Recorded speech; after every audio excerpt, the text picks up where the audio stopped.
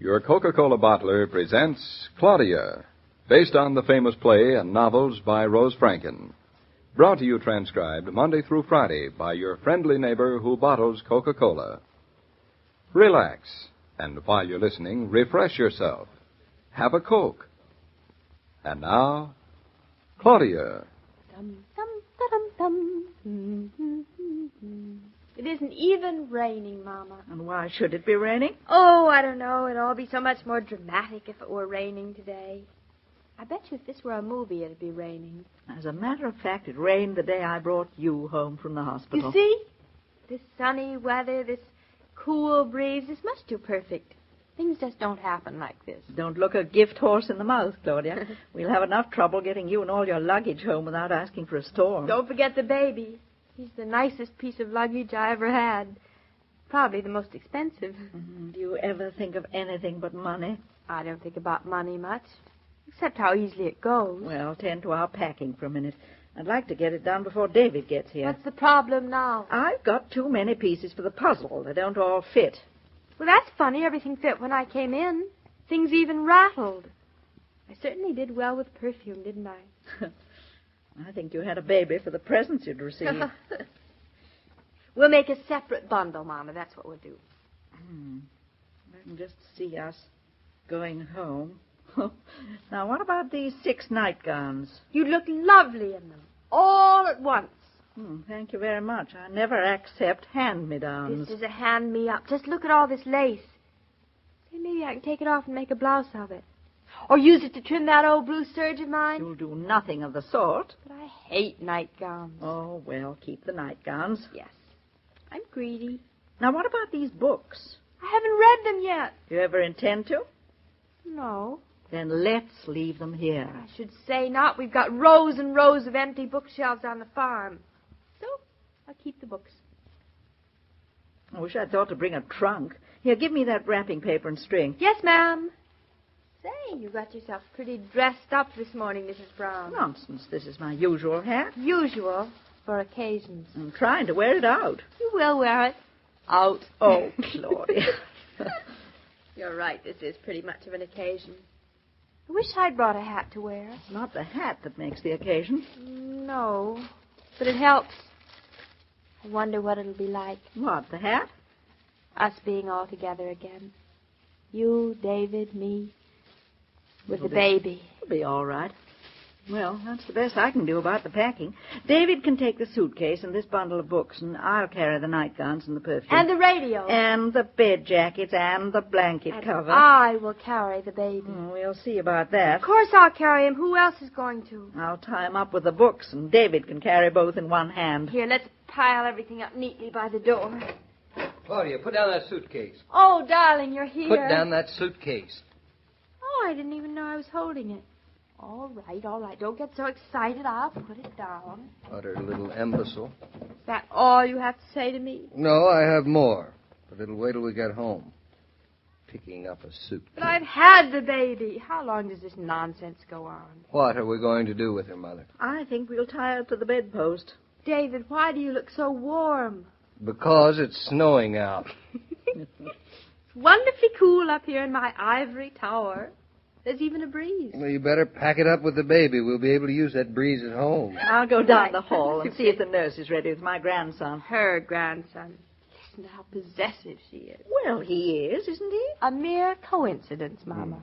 I wouldn't exactly call it that, but we'll discuss it later. David, get her to sit down, will you? She's been on my neck all the morning. Now, you heard, Mama. Sit down. And not on my neck. All right, Grumpy. Did you bring the car? It's downstairs. I managed to park it right around the corner from the hospital. That was lucky. David, do I look funny? Not any funnier than usual. Why? Thank you. Well, I feel funny in these clothes. You look all right in them. Gee, thanks, mister. Nothing at all. I haven't had this dress on since last year. You look just like yourself again. Skinny malink. Oh. What did you expect? An improvement. No such luck. I'm starting to feel just like myself, too. Uh-oh. What did you expect? An improvement? Come on, darling, cheer up. You're perfect just the way you are for me. I better be. Because the way I are seems to be pretty final. Good. Just think, in another few days, we're going to be back up to the farm. You'll like that, won't you? It'll be good. Be more of a farm, too, won't it? Now that we have something to raise. I'm glad we bought the farm. It's really like going home. You're going to be pretty busy, little girl. Never too busy. We have a lot ahead of us, darling. And a lot behind us. The best part is ahead. That's the way I like to hear you talk. I just hope I can live up to it. I really haven't known what it's like having a baby so far. Everything's so neatly taken care of for me. This hospital's so efficient. The nurses know so well what they're doing. I've been like Lady Godiva in her tower. I think you're thinking of Lady somebody else. Well, you know who I mean. I feel as if I sort of lost touch. I haven't had to think about anything or do anything. I've been just like a turtle. Well? Now I've got to come out of this nice, safe shell. David, I'm an awful coward. I didn't mind coming to the hospital at all, but now I know. I feel a little of the same way, bringing my whole family home. We're really going to come to grips with life from now on. You understand everything, don't you? No. Except about you. You are an open book. What's the next chapter? And they lived happily ever after. If only my knees didn't feel so wobbly still. Oh, once you're out of here and home, everything will be different. Hope so. Oh, where is Mama? Why doesn't she come back? Is everything ready to go? Everything. What are we taking with us? Everything. All of this bath powder? Certainly. I've stopped taking baths in water. I'm going to take them in powder from now on. Well, you'll have to use up this stuff. Oh, now it's not as much as it looks, darling. Oh, no. I just had to make 6 trips to the car and back. Oh, you and Mama. Robbing me of all my hard-earned presents. Mission accomplished. Everything set. Is the baby dressed warmly enough? David, she begins. Doesn't she think anybody has a brain in their head? She's judging by herself, Mama. You didn't answer my question. Is he dressed warmly enough? No, we're going to let him freeze. It's all of 90 out. Settle? Well, forward march. 1, 2, 1. Now, let me see. How will we work this? I could hang this strap around my neck. Yes? Tie the books to the end of it. Oh, fine. And carry the suitcase on my head, and carry this package in my hand, and put this bottle in my vest pocket, and carry this little bundle in my left hand. Why don't you give the baby something to carry? He's a man, isn't he? I wish he were. Claudia, this is impossible. Nothing is impossible, my lad, if you set your mind to it. But this isn't my mind, it's my back. Well, that'd be even easier for you. Now we are even. We better hurry. Miss Kavanagh is waiting at the elevator with the baby. Let him wait a little. We waited long enough for him. Now, where is my pocket? I've got it. After you, Mother. We're off. Oh, here. Let me take those flowers. Can't I carry something? You carry yourself. There's so little of me left to carry. Meet you at the elevator. And don't dawdle. Coming? Yes, I'm coming. I'm just taking a last look before I shut the door behind me.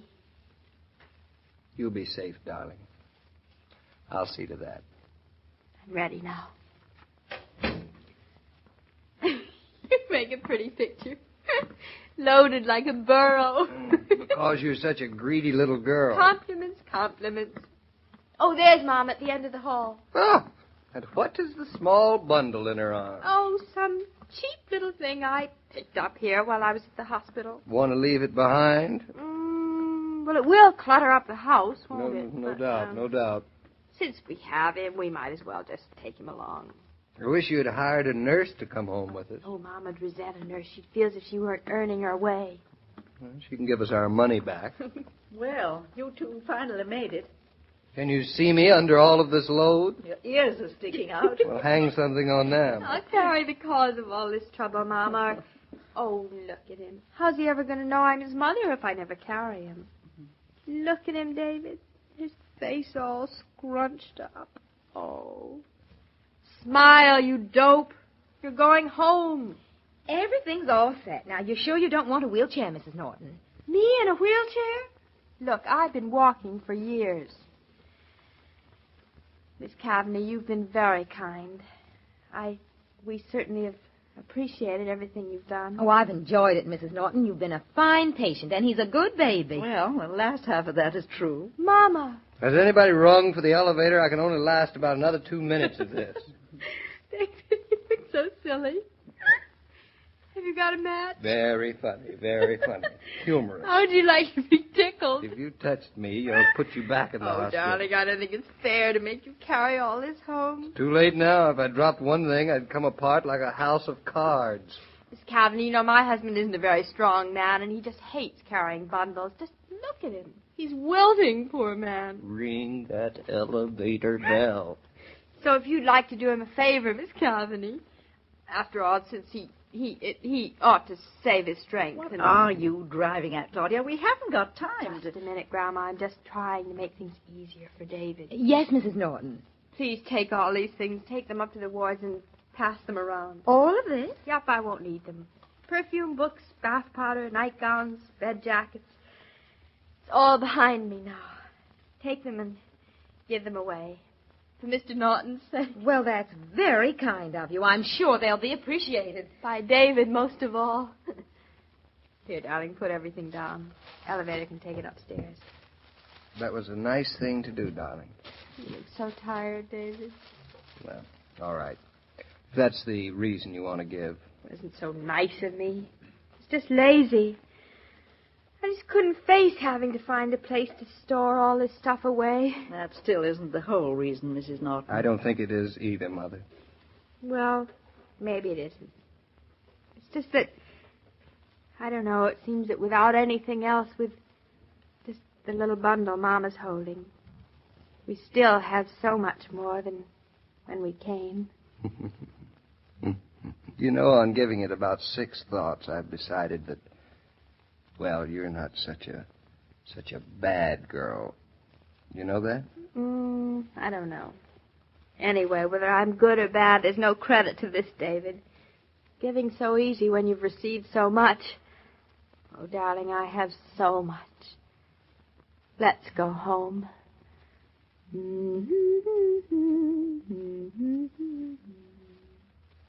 If you're like so many women, you eat a pretty sketchy lunch when you're home alone. I'll tell you how you can make lunchtime refreshment time. Add ice-cold Coca-Cola to your noonday menu. You'll find that Coke gives a party air to any meal. And it's so easy. All you have to do is keep plenty of Coke on ice. You don't even need a glass. Open the bottle, and delicious, welcome refreshment awaits you. Oh, Joe, I just wanted to say goodbye to you before we left for home. Well, goodbye, David, and good luck. You mean we still need it? More than ever. That bodes no good. According to my experience with a new member of the family, things really start percolating when you get home. Oh, I see. For instance, have you faced the facts of a baby feeding schedule? Hmm? Yes, 10 o'clock at night, 2 in the morning, 6 o'clock in the morning. I'm starting to see what you mean. Well, you'll see even better what I mean at 2 a.m. tomorrow morning. So go home, David, and catch 40 winks while you can, will Thanks you? for the tip. So long, Joe. Goodbye, David. See you tomorrow at 2 in the morning.